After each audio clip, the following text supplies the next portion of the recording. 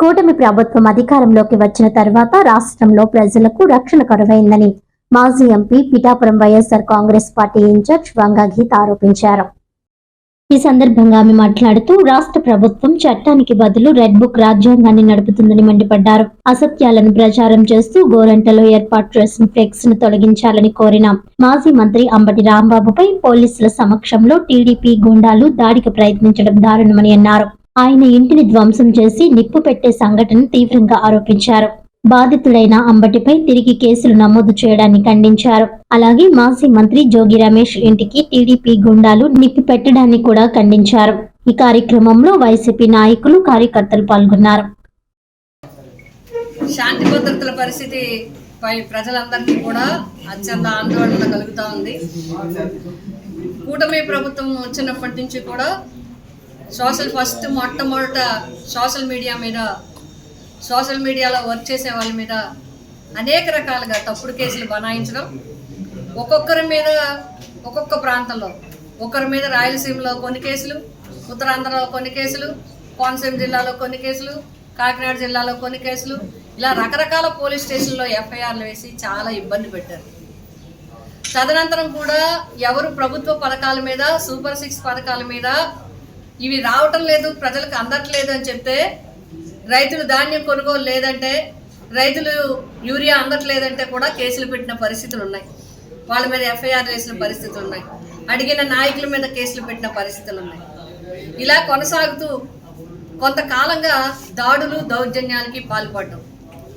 నిన్న మొన్న జరిగిన సంఘటనలు చూసుకుంటే సిబిఐ క్లియర్గా జంతు కొవ్వు కలవలేదు అని చెప్పి అతి పవిత్రమైన లడ్డూ విషయంలో మళ్ళీ ఎవరు కూడా ఇలాంటి పవిత్రమైన, ప్రపంచ ప్రఖ్యాతిగాంచిన పవిత్ర స్థలాల గురించి, పవిత్ర ప్రాంతాల గురించి, దేవుళ్ళ గురించి మాట్లాడొద్దని సుప్రీంకోర్టు చెప్పినప్పటికీ కూడా, సిబిఐ రిపోర్ట్లో చెప్పినప్పటికీ కూడా, అనేక ల్యాబ్ రిపోర్ట్లు ఇచ్చినప్పటికీ కూడా ఫైనల్గా సిబిఐ రిపోర్ట్ వేసింది ఎవరు? గవర్నమెంట్ వేస్తే కూటమిలో 3 పార్టీలు ఉంటే, కేంద్రంలోనూ రాష్ట్రంలోనూ పార్టీలు ఉండి అధికారంలో భాగస్వాములయ్యి ఆ ఇచ్చిన రిపోర్ట్నే తప్పు రిపోర్ట్ అని పెట్టి బాధ్యతాయుతమైన పదవుల్లో ఉన్నవారు కూడా తిరిగి మళ్ళీ ఇందులో ఇంకా అనుమానాలు ఉన్నాయనే పరిస్థితితో మాత్రమే కాకుండా ప్రజల శాంతి భద్రతను భగ్నం చేసే విధంగా ఫ్లెక్సీలు పెట్టించడం జరిగింది.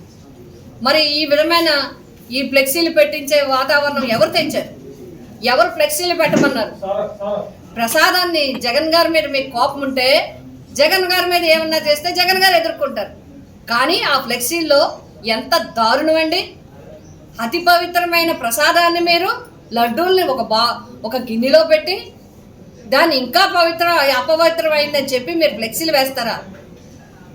దాని కింద జగన్ గారు, సుబ్బారెడ్డి గారు, కరుణాకర్ రెడ్డి గారు ఫోటోలు వేస్తారా? మీకు ధైర్యం ఉంటే పెట్టినవాడు ఫోటో కూడా వేయాలి, పెట్టిన వారి ఫోటో పేరు కూడా రాయాలి. ఆ ధైర్యం లేదు. ఎవరో ఆకాశరామన్న పెట్టినట్టుగా పెట్టరు. ఎవరో ఆకాశరామన్న? ఎవరు పెట్టించింది? ఎవరు ప్రోత్సహించింది? ఎవరు ఈ డైవర్షన్ పాలిటిక్స్కి పాల్పడుతున్నది ఎవరు? ఈ ప్రభుత్వం కాదా?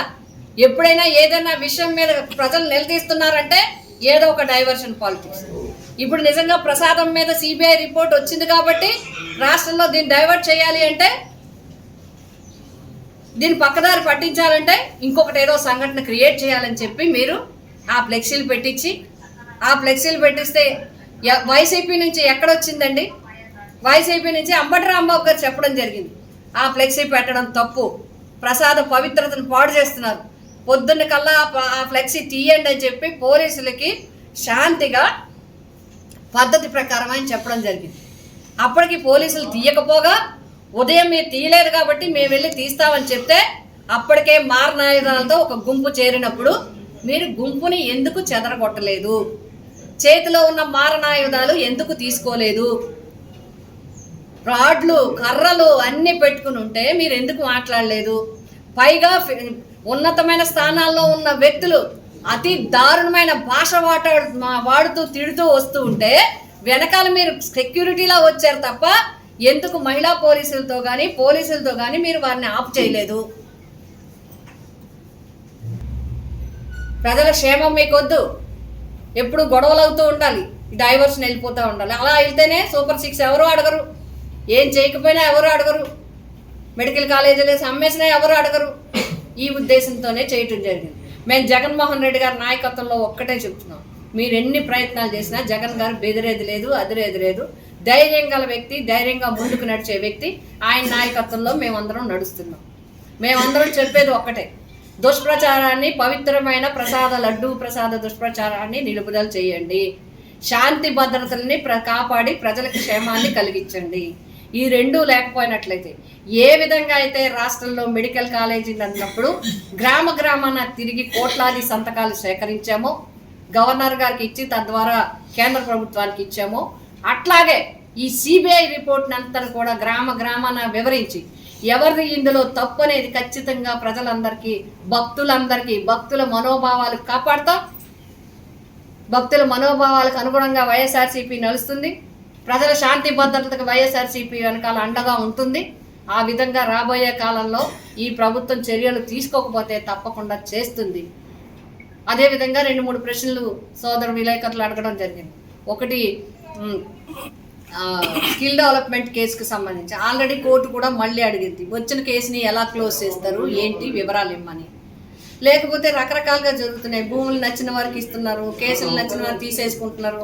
ఎదుటి వాళ్ళ మీద, ఎవరైతే అపోజిషన్లో ఉన్నారో వాళ్ళ మీద కేసులు పెట్టండి, మన మీద ఉన్న కేసులు తీయండి. రెండే పద్ధతులు, ఒకటి వాళ్ళ మీద కేసు పెట్టు, మన మీద ఉన్న కేసు తీసే అనే విధానంలో నడిచే విధానం ఉంటే, కంచే చేను వేస్తే ఏమవుతుందంటే ఇలాంటి పరిస్థితులే ఉంటాయి. కాబట్టి అన్ని రకరకాలుగా మాట్లాడుతూ ఉంటారు. ఫిల్డీ లాంగ్వేజ్, నిన్న జరిగిన సంఘటనలో ఫిల్డీ లాంగ్వేజ్కి ఆర్జీలు ఎవరి దగ్గర నుంచి లాంగ్వేజ్ అలా వచ్చింది, ఎవరి దగ్గర నుంచి ఆ ప్రొవొకేషన్ ఆఫ్ లాంగ్వేజ్ వచ్చింది, ఎవరు వచ్చి మీ మీద దూషించి దుర్భాషలాడి ఆడకూడని మాటలు ఎవరు అన్నారు, ఎవరు అనిపించుకున్నారు, అన్న వాళ్ళది తప్పే, అనిపించుకున్న వాళ్ళది తప్పే. నిన్న జరిగిన సంఘటన మాట స్పాన్సర్డ్ సంఘటన నిన్న రాష్ట్ర ప్రభుత్వ స్పాన్సర్డ్ సంఘటన. నిన్న ఈ ప్రసాదాన్ని అంతా పక్కన పెట్టడానికి సృష్టించారు, ఒక క్రియేట్ చేశారు, ఒక ఫ్లెక్సీని పెట్టి దాన్ని క్రియేట్ చేశారు, దాంట్లో వెళ్ళి పడ్డట్టు అయింది.